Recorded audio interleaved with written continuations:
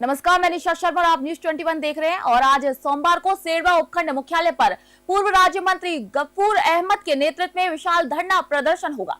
आरोप है कि एसआईआर के नाम पर सरहदी गांवों की मतदान सूची में धांधली की गई। जी हाँ, धांधली का यहाँ पर मामला है। बाड़मेर के सेरवा उपखंड क्षेत्र के हजारों लोगों के नाम फर्जी तरीके से फॉर्म नंबर 7 के माध्यम से हटाने की यहाँ पर प्रक्रिया की गई। लोगों ने भाजपा सरकार, स्थानीय नेता और अधिकारियों पर यहाँ पर गंभीर आरोप लगाए हैं।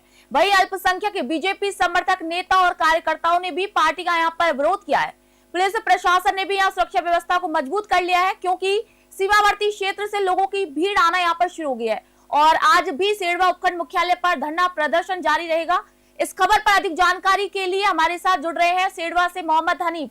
हनीफ, पहले पूरे मामले के बारे में जानना चाहूंगी, क्या कुछ पूरा मामला है? एसआईआर जो मतदान सूची है वहां पर धांधली का आरोप लगा है, तो पूरा मामला एक बार हमारे दर्शकों को बताइए।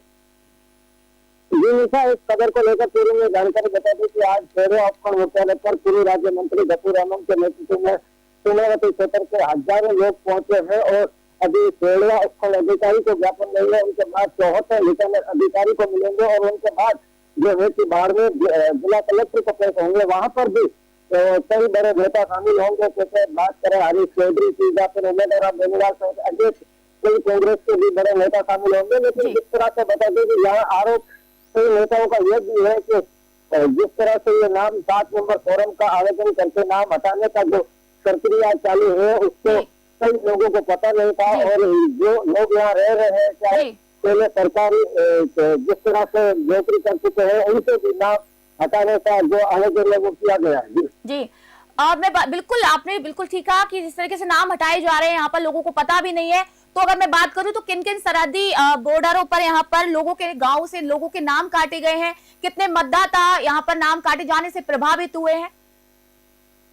जी निशा, इस पूरे मामले को लेकर जिस तरह से बता दें कि ये सेरवा उपखंड मुख्यालय वो है जो पश्चिमी राजस्थान का बाड़मेर जिले का आखिरी शहर है। और यहाँ से एक तरफ तो गुजरात और राजस्थान का बॉर्डर है, दूसरी तरफ बात करें अंतर्राष्ट्रीय बॉर्डर है जो भारत और पाकिस्तान की सीमा है। तो यहाँ पर कई ऐसे गाँव में है जहाँ से 200 से 300 या फिर 150 नाम काटे गए हैं। लेकिन जिस तरह से बता दें कि इनको लेकर जो कांग्रेस के सभी जो बड़े नेता हैं, इनका ये कहना है अगर प्रशासन अधिकारियों ने इन पर कोई सख्त कार्रवाई नहीं की और इनके मामले को संज्ञान में नहीं लिया गया तो मजबूरन हमें सड़क पर उतरना पड़ेगा। आज जिस तरह से बता दें कि यहाँ पे सेरवा उपखंड मुख्यालय से हजारों लोग बाड़मेर जिला मुख्यालय पर पहुंचेंगे, वहाँ जिला कलेक्टर से मिलेंगे और उनको ज्ञापन भी देंगे इन मामले को लेकर।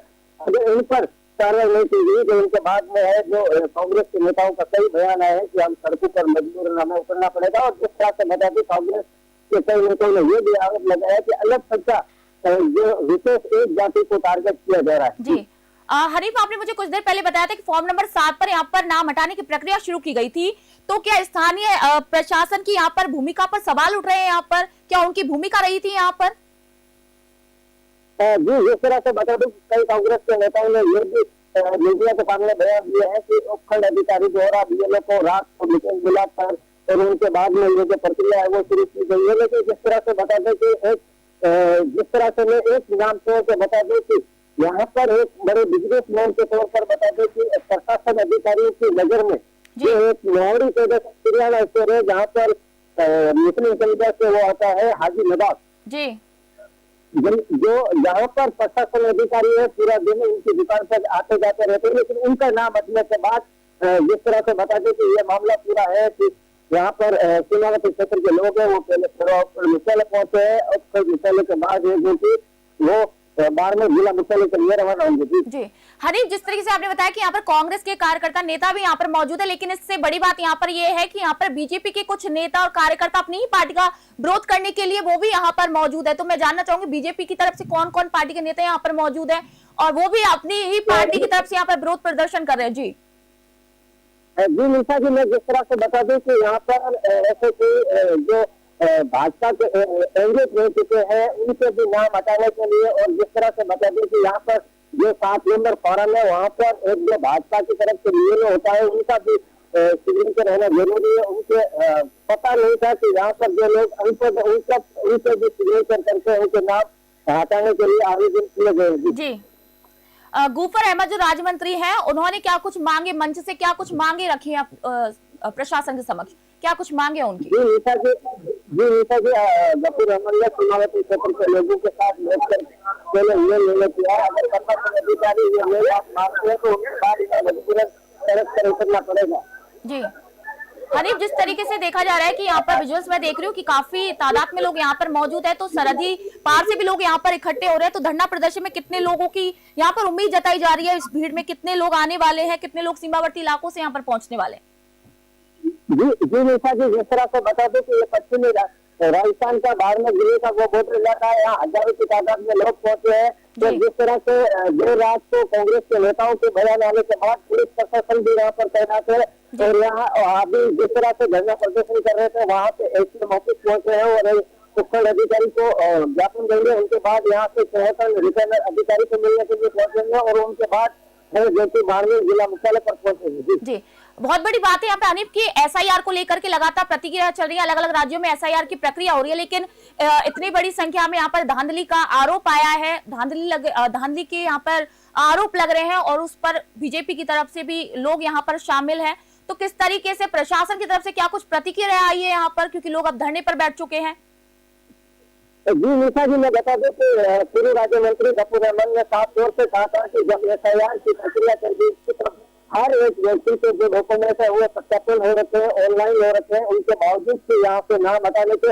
और जिस तरह से एक बड़ा मामला आया है जो श्री गंगानगर तहसील, वहाँ से जो है यहाँ से बताया गया है कि वो शेरवा का हर व्यक्ति वहाँ रह रहा है और श्री गंगानगर में रह रहा है, लेकिन वहाँ जिस तरह से बता दें कि यहाँ पर सिक्स कोड नंबर है जो वो डाले गए शेरवा मुख्यालय के और शेरवा उपखंड तहसील के, और उनके बाद में उसको बताया गया है कि वो श्री गंगानगर में रह रहा है, श्री गंगानगर की तहसील में। जी तो अभी जो धरना प्रदर्शन चल रहा है वो अभी शांतिपूर्ण तरीके से चल रहा है या फिर आगे कुछ बड़ा होने की उम्मीद यहाँ जताई जा रही है? पुलिस बल की अगर मैं बात करूँ तो किस तरीके की व्यवस्था यहाँ पर प्रशासन की तरफ से की गई है? पुलिस बल किस तरीके से तैनात किया गया है यहाँ पे?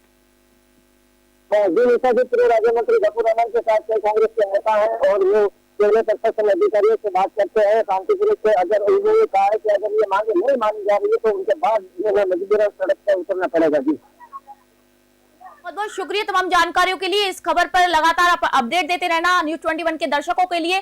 तो आप यहाँ सेडवा से खबर देख रहे थे जहां पर एसआईआर के नाम पर सरहदी गांव की मतदान सूची में यहाँ पर धांधली की गई है और कई लोगों के नाम यहाँ पर फर्जी तरीके से काटे गए हैं। और इसी खबर पर हमारे जो संवाददाता है लगातार आपको अपडेट देते रहेंगे, इसलिए आप न्यूज़ 21 के साथ जुड़े रहे इस खबर पर और अधिक जानकारी के लिए देखते रहे न्यूज़ 21। मैं निशा शर्मा फिलहाल आप सभी से इजाजत चाहती हूँ।